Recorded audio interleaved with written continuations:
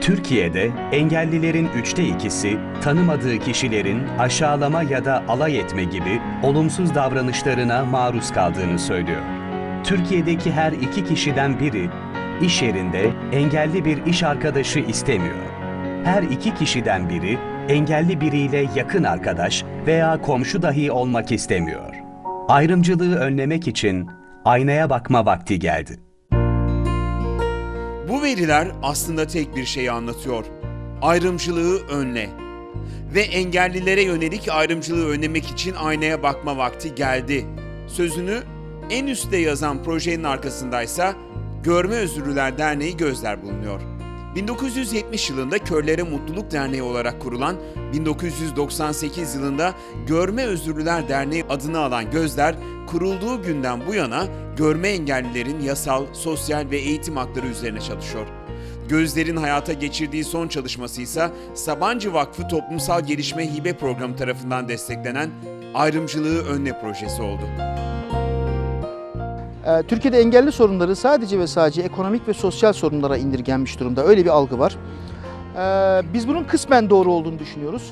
Çünkü aslında bu sorunların belki daha da derinde ve temelinde engellilere acıma, merhamet etme olgusundan kaynaklanan olumsuz algı ve ayrımcı uygulamalar olduğunu gördük. Biz de bu noktadan hareketle engelli ayrımcılığını ve toplumsal engelli algısını değiştirmek anlamında, toplumsal düzeyde değiştirmek düzleminde bir çalışma yapmaya karar verdik. Sabancı Vakfı Toplumsal Hibe Programları bu noktada bize bir ilham verdi. Tıbbi gereklere uygun teşhis, tedavi ve bakım.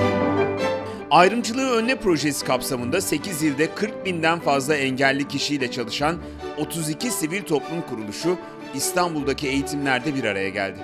Verilen eğitimlerde ayrımcılık mevzuatı, ayrımcılıkla mücadele yöntemleri ve izleme çalışmaları ele alındı. Eğitime katılan sivil toplum kuruluşları engelli kadınlara sığınma evinde barınma imkanı, otizmli çocuklara eğitim hakkı, kamu kuruluşlarına engelli erişimi, sürücülerin engelli hakları konusunda eğitimi gibi konularda çeşitli kamu kurum ve kuruluşlarına idari başvuruda bulundu. Akla gelecek ilk örnek, mevzuatın engelli kadınların kadın sığınma evlerine alınmaması konusunda bir engel çıkartması, ona uygunluk içermemesiydi. Mesela platformumuz bu konuyu gündeme getirdi. Bakanlıkla bu konuda örneğin idari girişimlerde bulunduk ve iletişime geçtik. Bakanlıkla bu konuda sorun çözümü yönünde çalışma başlattı. Gözler Ayrımcılığı Önle projesiyle aynayı insanlara tuttu. Yüzleşmenin saatini kurdu. Ayrımcılığı önle sözünü dudaklara okuttu. Tüm çalışmalarında küçük bir kızın gözünden özetleyerek fark yarattı. Sokakta ip atlıyordum. En son bir fren sesi duyduğumu hatırlıyorum. Uyandığımda bacaklarımı hissetmiyordum. Annem seksek oynamak dışında her şeyi yapabileceğimi söylemişti. İnandım. Ama engel bedenim dışında her yerdeydi.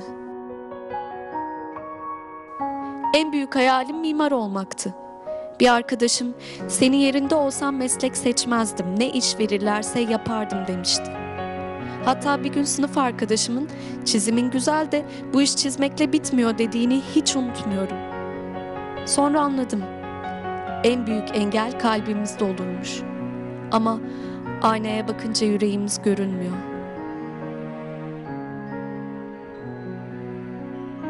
Türkiye'de engellilerin 2'te 2'si tanımadığı kişilerin aşağılama ya da alay etme gibi olumsuz davranışlarına maruz kaldığını söylüyor.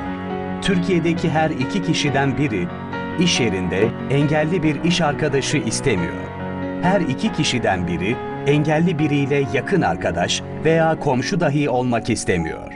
Ayrımcılığı önlemek için aynaya bakma vakti geldi.